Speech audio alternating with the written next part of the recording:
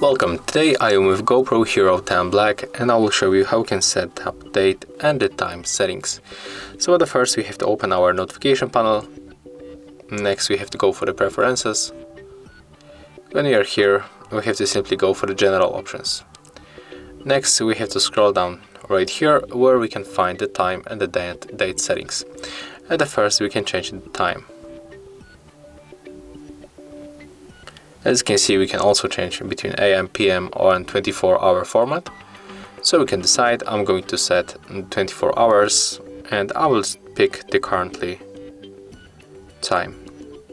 Click on the marker in the right upper corner to confirm, and the same with the date. So we can change here date, day, month, date and year. Click here to confirm.